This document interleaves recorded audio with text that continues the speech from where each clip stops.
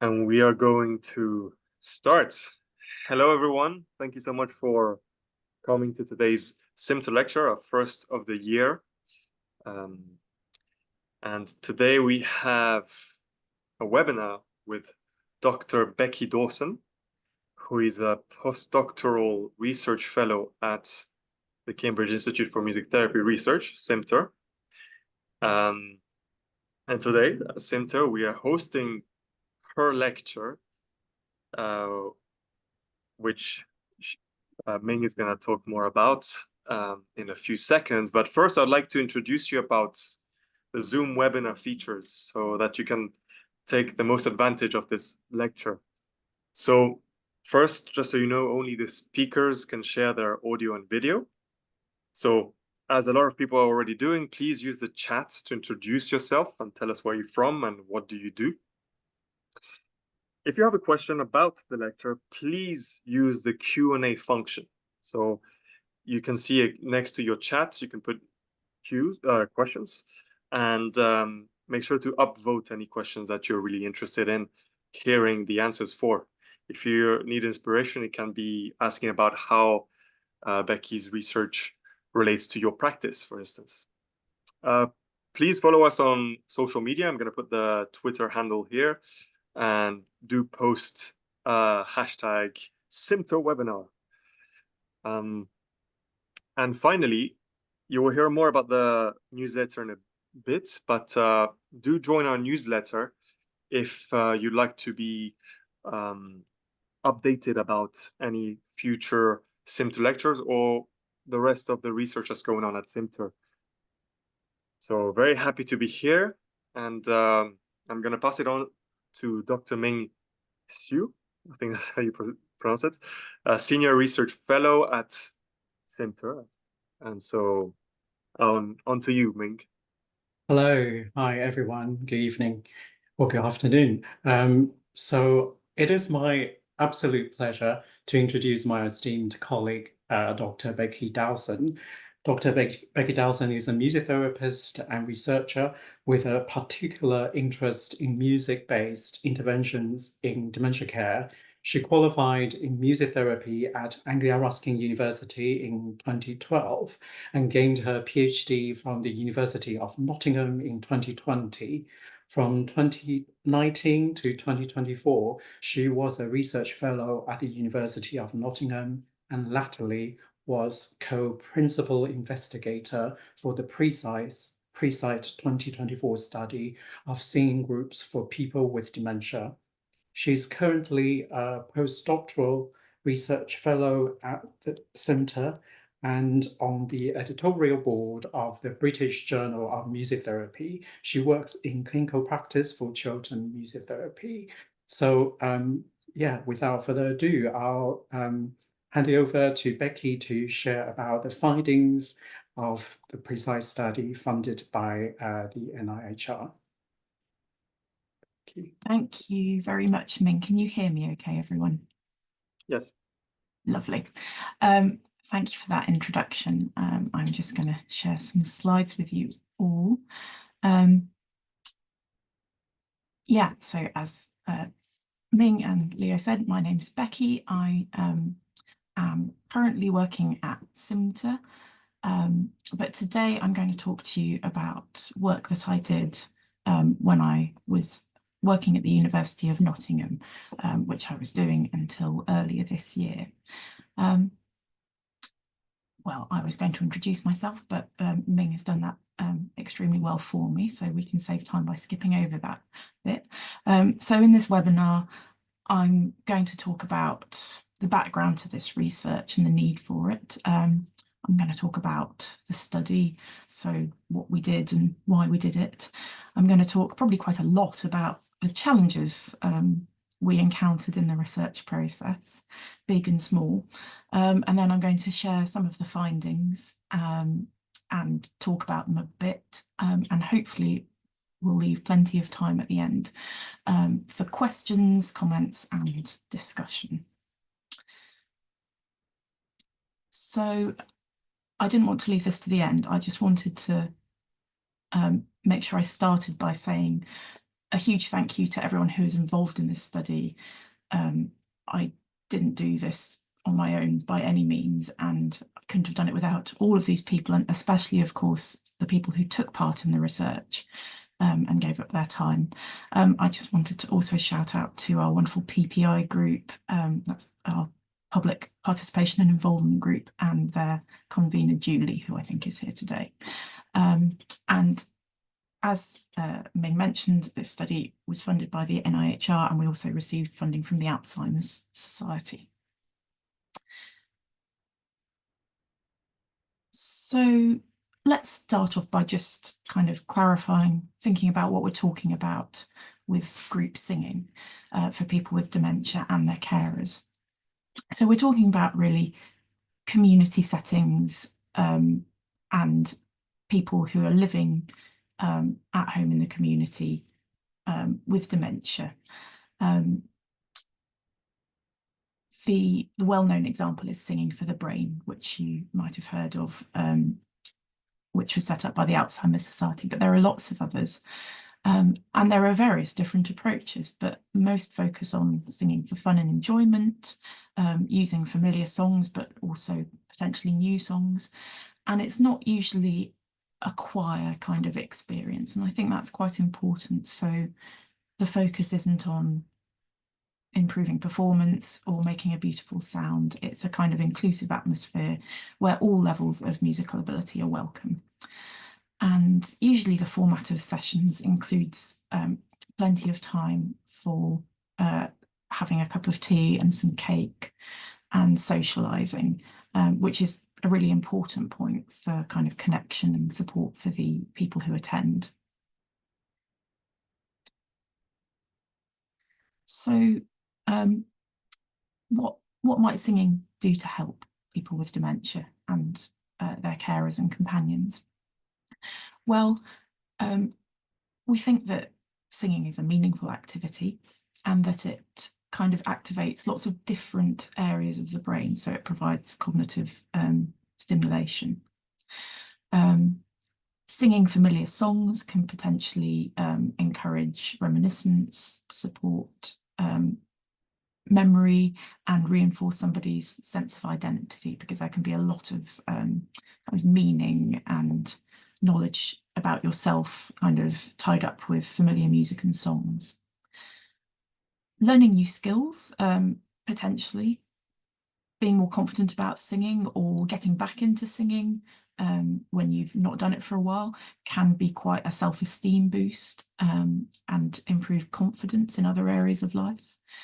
And singing is an activity which people with dementia and their care partners or companions can do together, which might be very helpful for their relationship.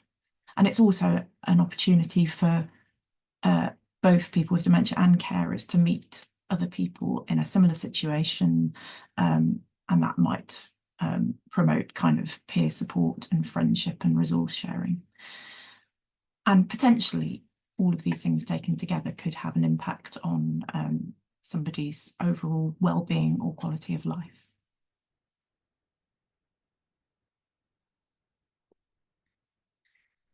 So what's the kind of existing evidence base for singing groups for people with dementia? The overall picture is that there's lots of promising results. Studies tend to be on the smaller side and lack control groups for comparison.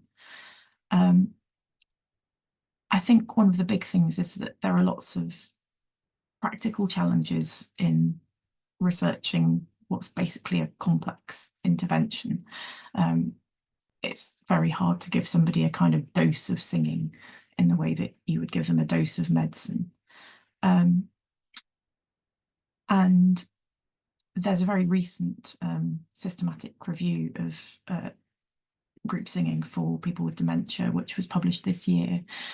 So that's a review which considered lots of different studies on this topic and found evidence of improvements in mood and reduction in agitation, but also called for more randomised controlled trials of singing and dementia, so that the effects of the singing intervention can be distinguished from the kind of general deterioration caused by dementia symptoms. And why do we need research like this?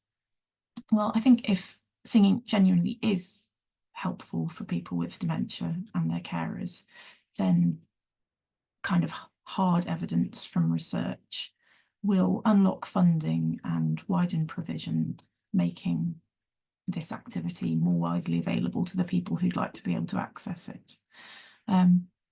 But at the same time, I think it's important to remember that we can't measure every aspect of a kind of creative, dynamic, relational activity like a singing group. And so that's why we also need qualitative research to understand what the active ingredients of singing are and what it means to people taking part. So with all that in mind, this is where the PRESIDE study kind of comes in. So PRESIDE originally stood for Pilot Randomised Evaluation of Singing in Dementia. And the original study was funded by the Alzheimer's Society. You'll notice I'm saying original a lot here. That will become obvious why in a minute. So this was a feasibility study for a randomised controlled trial. So we were aiming to see whether this study design would work in principle and whether it could be scaled up. So that means, could we recruit enough people? Would they stay in the study? Was the study acceptable to them?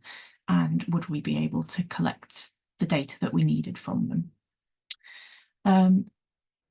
So in this study, we aim to assess the benefits of singing by comparing a group of people who started singing straight away with a group who waited for 3 months and then started singing. So we'd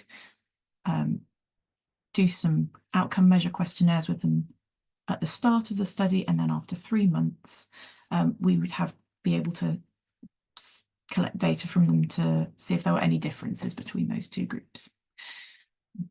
But this was a waiting list study, so the people who were in the control group, after 3 months, they got to start singing as well. And that meant that everyone who took part in the study eventually got to do some singing. And the aim of that was to basically minimise people dropping out because they were in the control group and they were fed up of having to take part but not getting the kind of benefits of the intervention. And we aimed to collect data using questionnaires of quality of life, mood, cognition, and relationship between the person with dementia and their carer. So, as I mentioned, we had funding for this study from the Alzheimer's Society. I began working on it in 2019. By spring of 2020, we had ethical approval to begin, and we were ready to start recruiting. And indeed, we did start recruiting.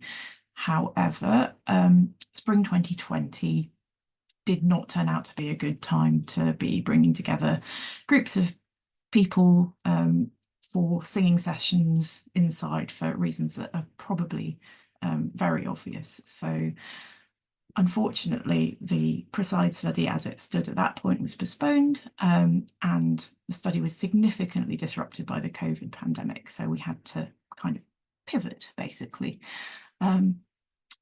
So I thought I'd talk, although it's not the main topic of this presentation, I thought I'd talk a little bit about what we did during that time, because I think it helps to understand the context in which we were conducting the study later on, and because I think what we found was quite interesting to compare with the results from the later study.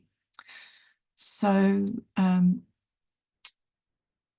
we didn't know whether and when we would be able to proceed with the study as we had planned. So we conducted 2 literature reviews. Sorry, not really literature reviews. One was literature review. This was more a kind of review of practice and figuring out what the response to the pandemic had been.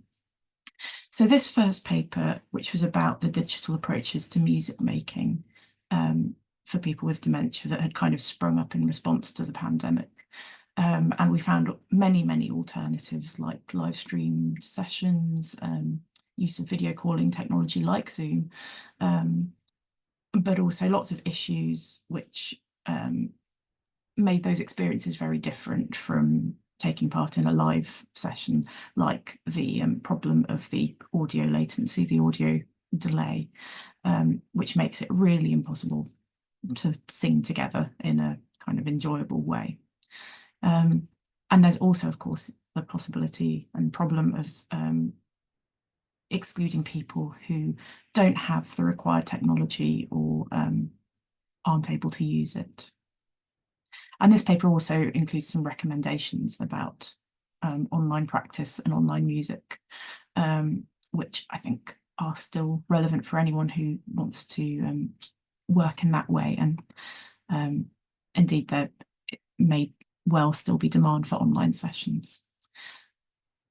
We also conducted a scoping review of published literature about online singing, which we found very little of. So instead, we looked at related areas, so online music therapy for other client groups, use of technology in the arts, and use of technology for social interaction and leisure. And from that, we were able to describe some barriers and facilitators to conducting online singing. So if anyone wants any of those papers but doesn't have access to them, I'm happy to share them, so please get in touch. So in early 2021, there was kind of no end to the restrictions which were preventing us from conducting the study as planned. And so we decided to conduct a kind of proof of concept study of online singing. This was a small study. It didn't have a control group. We used some questionnaires about mood, quality of life, depression, well-being, and that was actually a really valuable opportunity to pilot measures that we later used in the main PRESIDE study. So these online sessions, they were taking place on Zoom. They lasted about an hour, and everyone stayed muted apart from the facilitators during the singing. So people could speak, you know, and ask questions and chat, but during the singing, everyone was muted apart from the leaders. Otherwise, the kind of auditory chaos was a bit much. And we would screen share the lyrics, and everyone would have a chance to choose a song from our online songbook. So from that work, we found that online singing was feasible alternative to in-person singing for some people with dementia and carers. For some, it was kind of, you know, better than nothing. And the attitude was, I'm only really doing this until I can go back to my in-person singing group or my other in-person activities. But some people did see some advantages in the online approach. And actually one of those advantages was that for people who were very self-conscious about singing in public, singing muted on Zoom was great because they didn't have to worry about anyone hearing them, and they could sing away to their heart's content. But we did find that replicating the kind of social aspect of the singing group online, the cup of tea and the chat afterwards, is really difficult.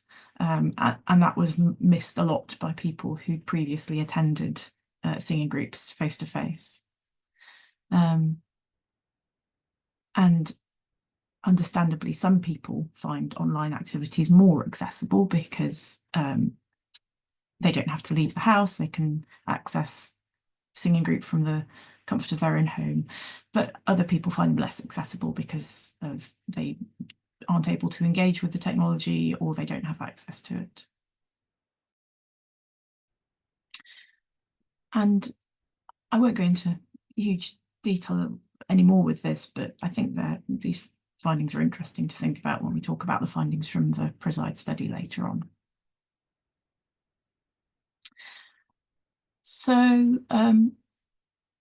that was 2021. By early 2022, we had very fortunately been given additional funding by NIHR to conduct the study as we had originally planned. But we were very aware that, the pandemic had happened. We weren't necessarily working with the same landscape as we were in 2020, 2019. So we really wanted to find out how things had changed and how that might affect engagement with the study and recruitment. So we conducted a survey online targeting people with dementia and their carers.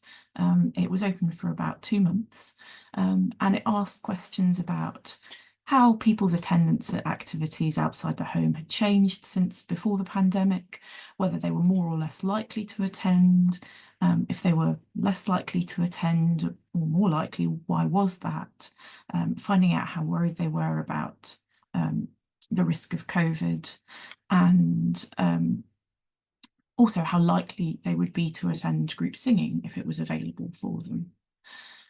We got 168 responses, 51 from people with dementia, 117 carers. And we found, unsurprisingly, that there was an association between how worried someone was about COVID and how likely they were to attend an activity outside the home. But nearly half of people said that they weren't more or less likely to attend activities outside the home, whether or not they were worried about COVID. And just to delve a little bit deeper into those findings, so you can see over here on the left-hand side that when we asked, are you more or less likely to attend activities outside the home now? For people who are less likely to attend, COVID did play a role.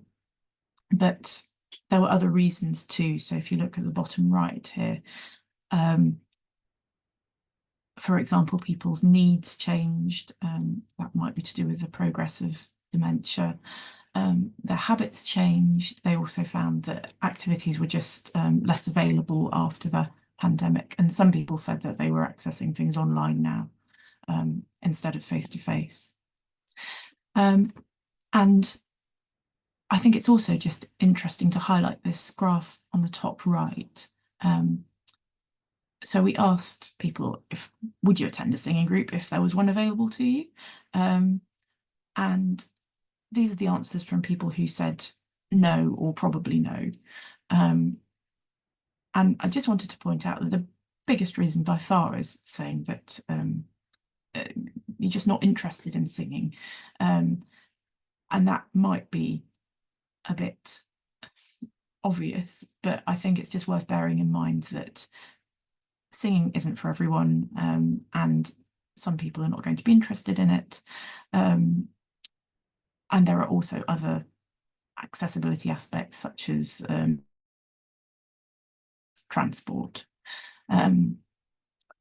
Also, feeling my singing isn't good enough came up quite frequently. So those concerns around taking part in a musical activity in front of other people might be something that people feel a bit anxious about. Okay, so I'm going to move on and talk about the main PRESIDE study, which we started in 2024, and talk a bit about the study design and the study methods and the rationale behind those. So the original protocol for the study is published. It was published in 2021. If anyone wants that paper and doesn't have access to it, let me know. I'm happy to share it. And so this is just to say that we did change some things after publishing that protocol based on our experiences conducting the online study and also our experiences in the brief period in 2020 when we were recruiting. So we, for example, removed an outcome measure called the ADAS cog, which was a very lengthy assessment of somebody's cognitive performance when they have dementia. It's very time consuming, quite demanding for the person conducting it, very demanding for the person doing it. We decided that it wasn't really needed, and we replaced it with a much briefer assessment of cognitive function that only took a couple of minutes to complete. We also included some well-being and loneliness scales. So in the original plan, we had a depression measure, and we retained that, but we also included a much more positively worded measure of well-being.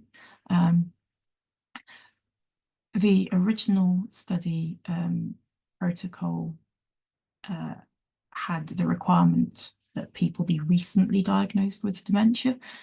We removed that because our experience in 2020 was that it was obstructing recruitment, because it was very difficult to reach people in the first year of their diagnosis. And then once we'd started recruiting for the main PRESIDE study in 2022, we also removed this requirement that people would not currently be attending a singing group already when they started taking part in PRESIDE.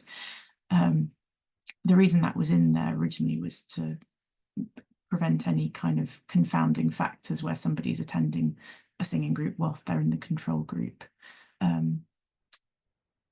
The reason we removed it was because it was proving more difficult than we anticipated to recruit. And we also changed some of the study design aspects, which I will talk about a little bit later. So this was a feasibility study, and the primary outcome measures are about the feasibility of the study design. So that meant we wanted to see if we could reach 70% of the recruitment target. So we were aiming to recruit 80 pairs, 80 dyads of people with dementia and their carers, or 160 people in total. And we wanted to retain at least 70% of them. So that meant at the 3-month point, after they'd either been singing for 3 months or waiting for 3 months, we wanted at least 70% of them to still be in the study and available for follow-up. And we wanted to see if people were okay with being randomised into either the intervention or the waiting control condition. We used a range of outcome measures, which I'll talk about in a minute, to explore how well they reflect differences in the participants at the start of the study, and whether there was any change over time. See if we can capture any benefits or reverse over the course of the study, which could inform the measures we would use later. And we also interviewed participants about their experiences of the singing groups and of taking part in research. So this slide is just to show in detail the study design, and thank you to Linda O'Rourke for preparing this slide. So it's a kind of flow diagram which shows you the different arms of the trial, and I will just talk through it briefly. So we would begin with the recruitment and consent process, and once somebody had been enrolled into the study, we would carry out the initial data collection, the questionnaires with the carer and the questionnaires with the person with dementia. Then they would be randomised either to the intervention arm, where they'd start singing straight away, or the control arm. So the control arm would wait for 12 weeks and then would start singing after they'd completed their 3-month follow-up questionnaires. And the singing group would also complete 3-month questionnaires, and they could keep on singing for as long as the singing groups were running. So once somebody had started singing in this study, they were able to keep attending for as long as they wished to, and as long as the singing groups were going.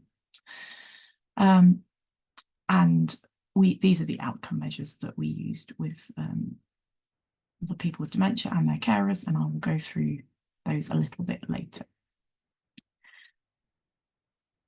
So I just wanted to dig into the study design and the structure of the groups a bit, because I think this is one of the biggest logistical challenges of the study.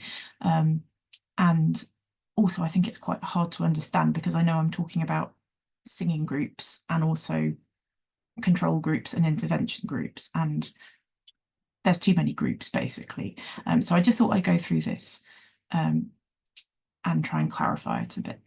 So we had to recruit enough people for the study and have enough people to start the singing group, but you don't want anyone to be waiting too long.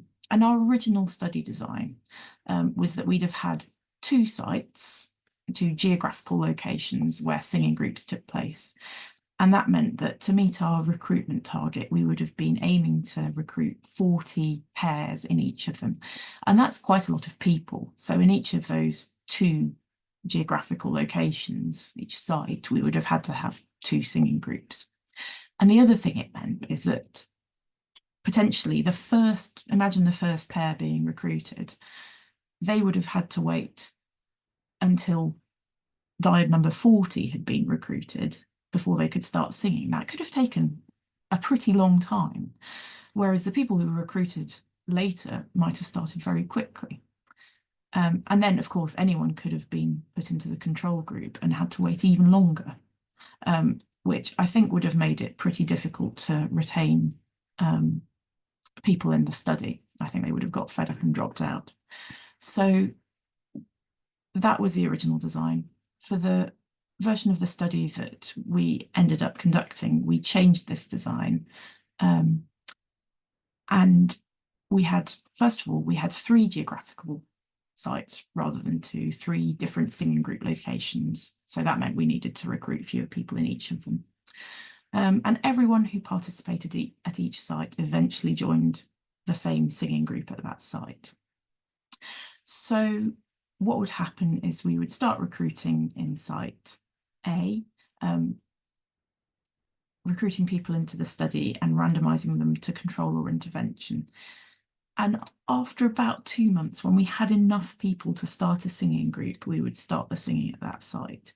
But we'd continue recruiting for up to 10 weeks after that point, allowing us to recruit more people, but meaning that people didn't have to wait so long to start singing. And we did this at each site. So we started at site A in October 2022, started recruiting singing groups, started in December there. And then in January, we started at the next site. Singing group started in March there. And then finally, the 3rd site, we started recruiting in March and the singing started in May. So that meant our resources in terms of researcher power weren't stretched too thinly. And we were recruiting from October 2022 to June 2023. We tried to put a lot of effort into recruitment. We had a lot of help from the research delivery teams that were working with us. We used channels like social prescribers, engagement with local authorities, councils, memory assessment services, social media, posters, anywhere we could think of, and also the Joint Dementia Research Database, which is an online database of people who are interested in taking part in research. And I mentioned previously our outcome measures. So these are the questionnaires that we were using. And we had a range, some of which were completed by both the people with dementia and carers. You can see these in the middle, some of which were only completed by the people with dementia, and some which were only completed by the carers. The singing groups themselves, They were all led by experienced community musicians. The leaders had a manual which we wrote with guidance about running the singing group, but there was lots of flexibility for them to put their own spin on it. And the sessions included a warm-up, singing familiar songs. They might include playing percussion instruments. And as I mentioned at the start, this focus on singing for enjoyment, singing for fun, acceptance of all singing voices and no judgment. And obviously the time for refreshments and socialising, which are really important. Moving on now, I'm going to talk about the findings. I'm going to talk about the quantitative findings first, and then I'm going to talk a bit about the qualitative findings. So, out of our target of recruiting 80 pairs or 160 individuals, we recruited 36 pairs, so about 45% of the target. And the retention at 3 months was 78%. So we didn't meet the target for recruitment, we did meet the target for retention. And this flowchart on the right-hand side just gives you an idea of how many people remained in the study and if we know why they withdrew. And in terms of demographics, we had more female participants with dementia than male, average age of about 77.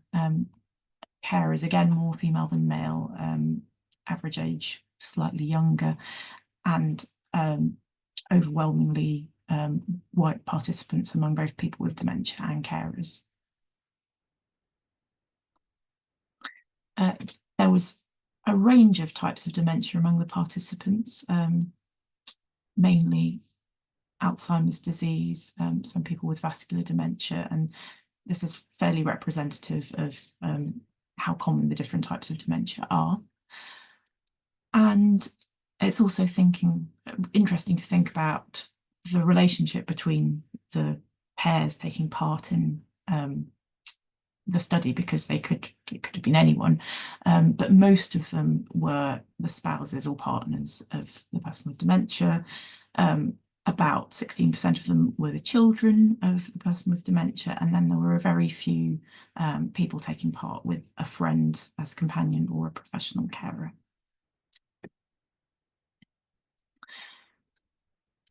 And to give you an idea of how many sessions were actually attended, as you can see, if you look at this all column here, so about half of the overall participants in the study went to 5 to 9 sessions, so attended more than half of their sessions. But what I think is interesting to highlight is that if you compare the intervention and control groups, the number of people who went to no sessions at all is much higher in the control group than in the intervention group. Now, that doesn't necessarily mean that they dropped out of the study, because we attempted to follow up with everyone, whether or not they attended the singing groups. But it's just interesting to consider why that number is so different and why more people in the control group kind of didn't start singing than people in the intervention group.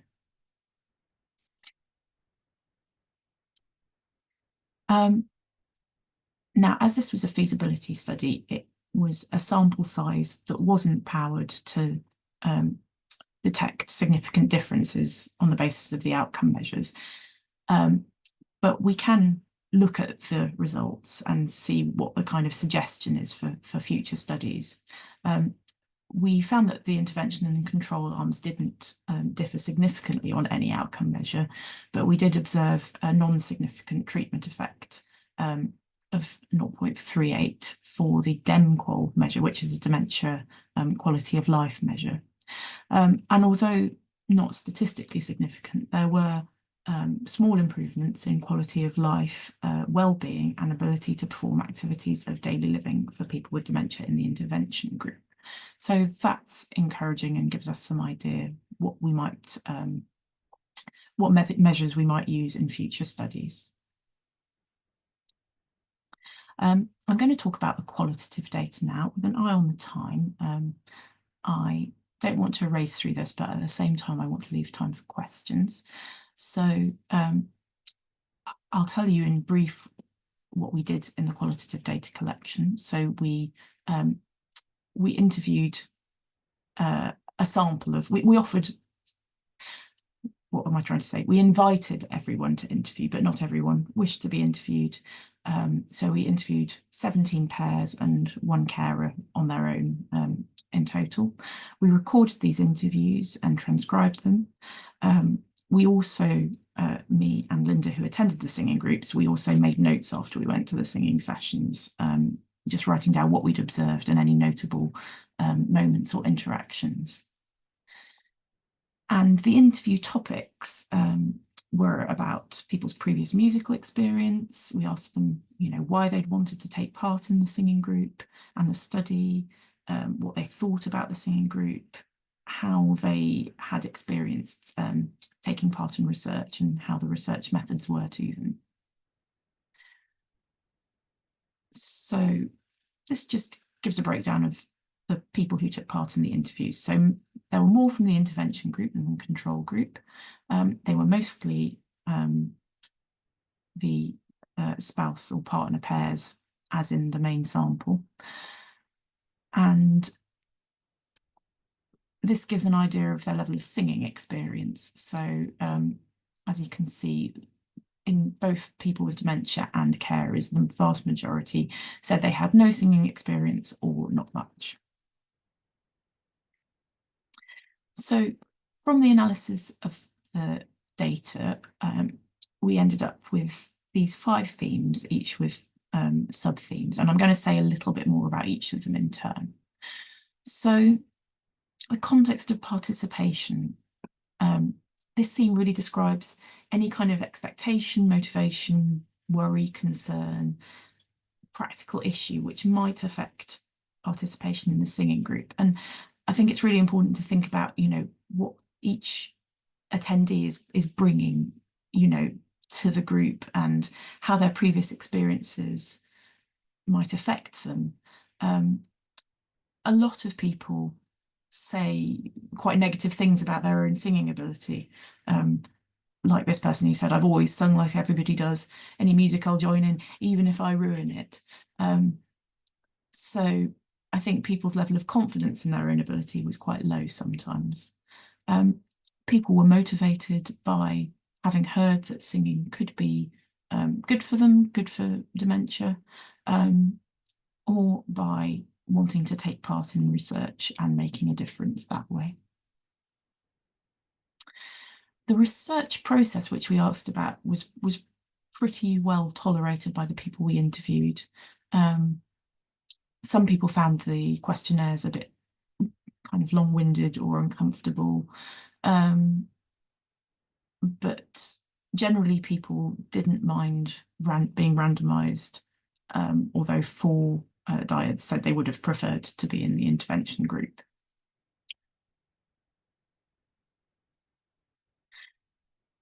Thinking about the different components of the sessions and how they felt, people had a high level of enjoyment of them overall. They found that they were relaxed and appreciated the kind of welcoming, everyone taking part together with no judgment of singing voice aspect. Most of them thought that the facilitators led the group in an appropriate way and were really sensitive to working with people with dementia. And some people expressed desire for more variety in the songs and bigger groups as well.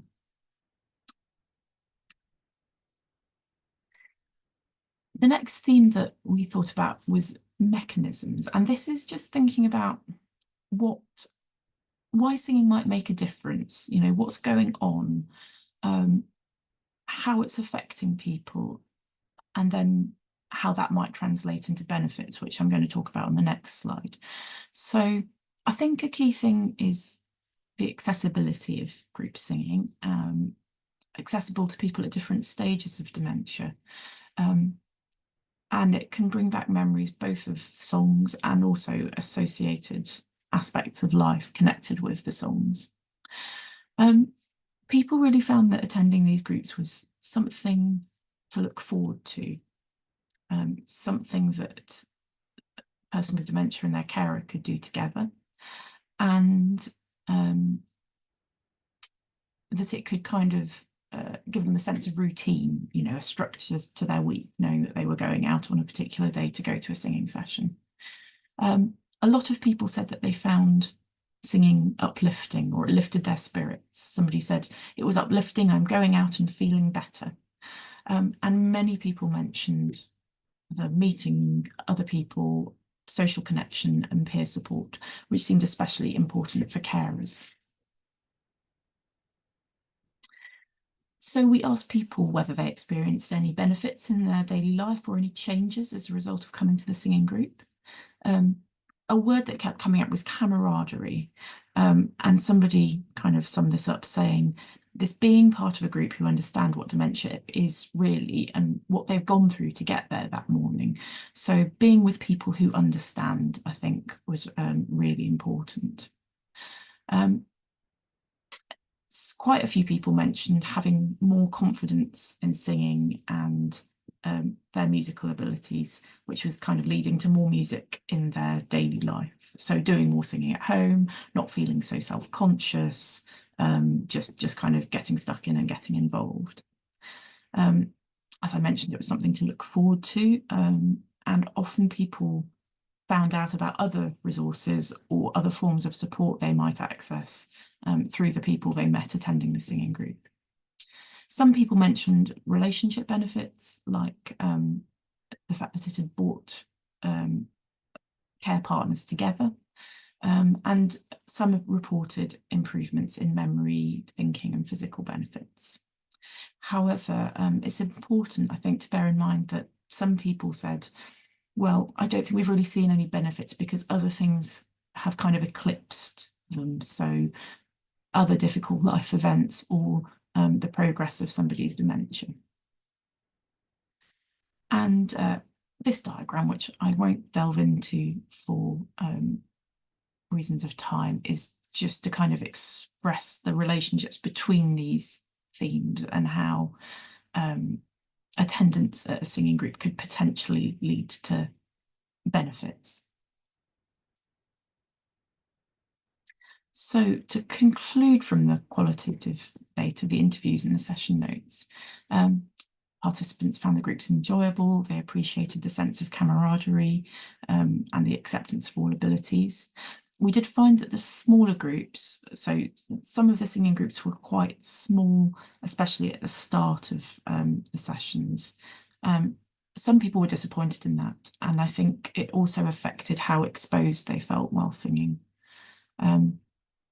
And benefits were experienced in social, cognitive, musical and physical domains, but not by everyone.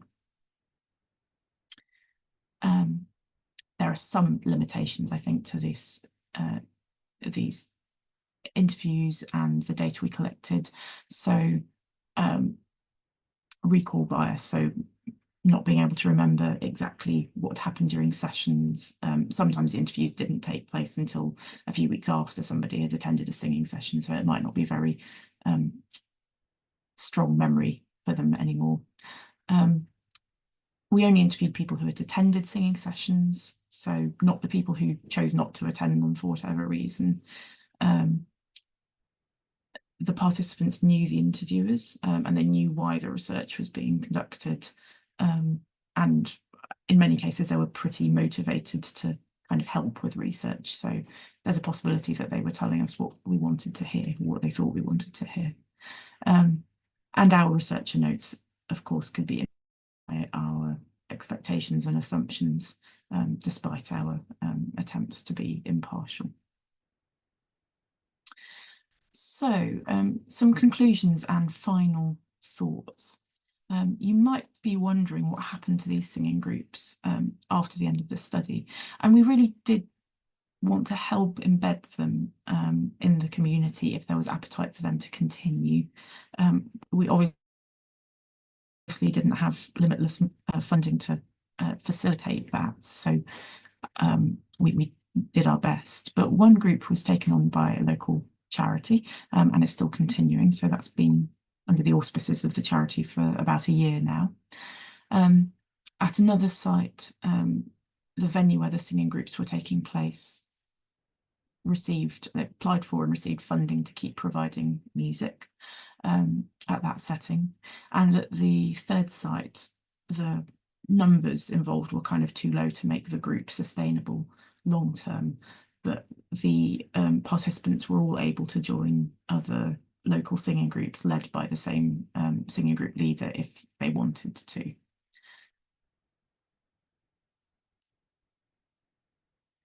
So just thinking about the challenges, recruitment was the biggest one, and we felt it was not really lack of interest. We got lots of interest in taking part in this study, but it was mainly kind of logistical, like things like existing commitments, getting transport, carers who perhaps had dual responsibilities to their spouse with dementia and their grandchildren, for example.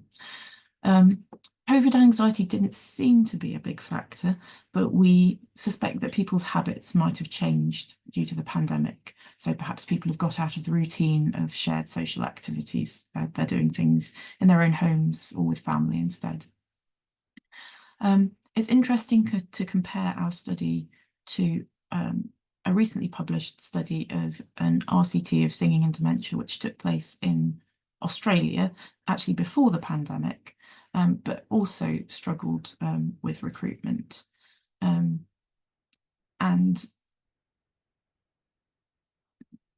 I think an interesting quotation from this study over here, which I'm just going to highlight, the second half of it, they're kind of saying that people who are finding life difficult might be less inclined to take part in a research study. So the people who might really benefit are those who are least likely to actually take part, which is a difficult problem to address.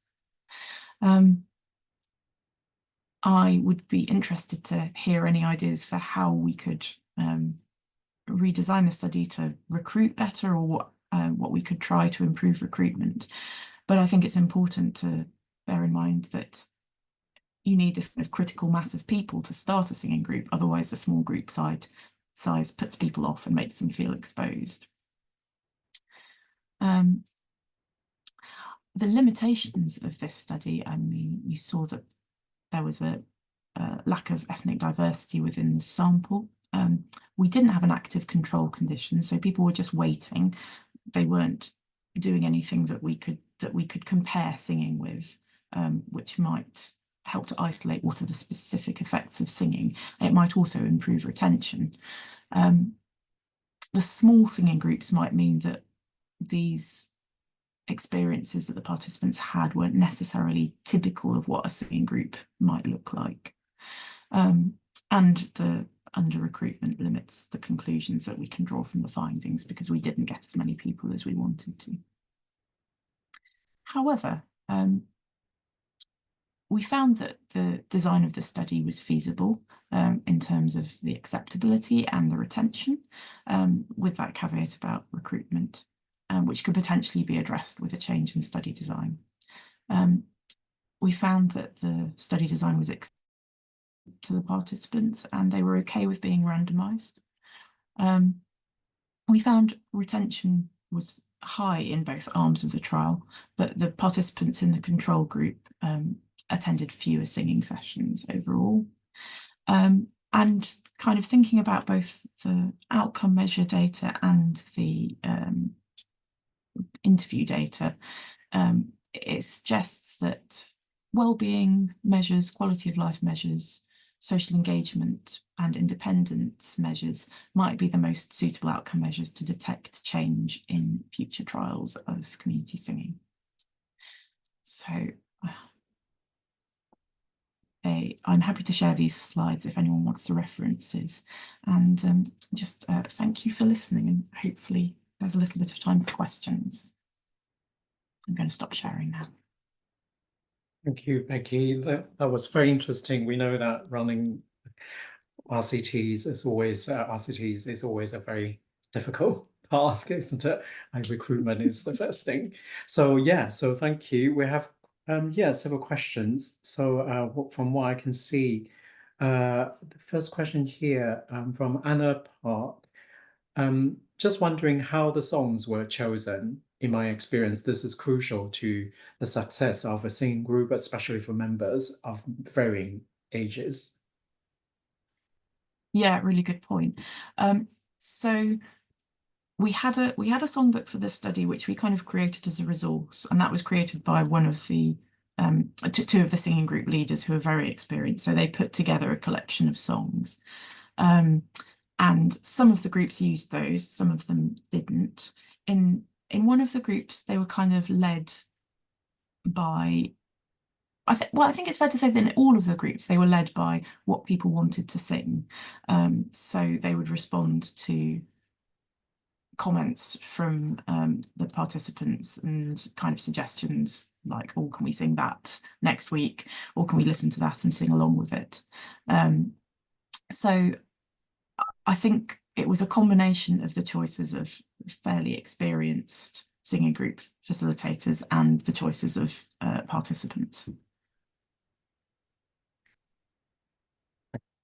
Yeah, thank you, Becky. And there's another question here in the Q&A. So yeah, could I ask why you didn't work with residential care settings which support people with dementia?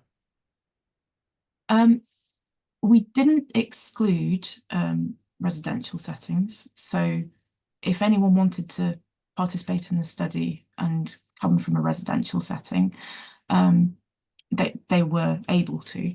But we were focusing on these community dwelling people with dementia because we felt that their needs are different.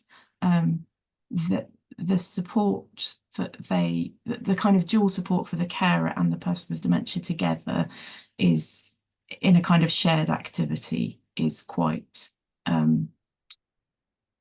under-researched and also vital for well-being, because I think the research indicates that keeping people in home settings as long as possible is a way to maximize to keep them, enable them to keep living in their own homes for as long as possible, improves their well-being.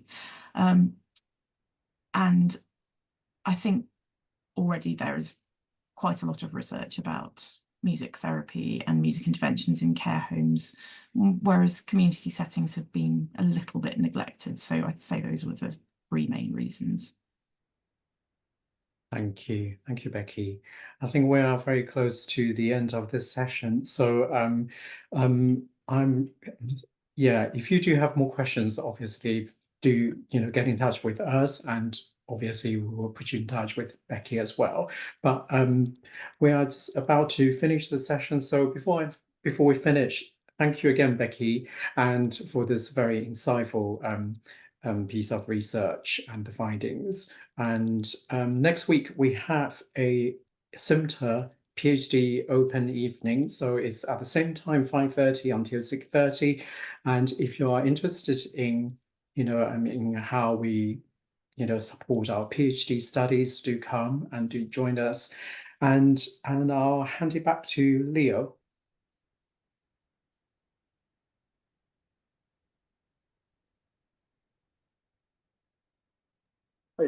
Hi. Sorry. Fantastic. Thank you so much, Becky, for the presentation. I just going to mention that if you would like to go through this presentation once again, make sure to subscribe to the newsletter, because we're going to send you the YouTube recording of this presentation. And yeah, you'll be up to date. Also, the slides, if you're willing to go through the slides again. I think Becky mentioned she's happy to share that, so we'll send that through the newsletter as well. So if you haven't signed up yet, I'm just putting the link here again. And when you'll be leaving, so first of all, thank you so much for being here. We have people from all around the UK. I'm just trying to see if we had people from outside the UK today by any chance. Can't see anyone who presented themselves, but we're happy to have you here. And please do complete the survey that will be asked or requested to you when you leave this webinar. So we would be very grateful to hear your feedback about today. So thank you so much. Thank you, Stephen. We will see you very soon. Thank you, Paramita. Thank you, Elaine. Thank you, everyone. Thank you, Ming, for and Leo for hosting. Thank you. No problem. Bye.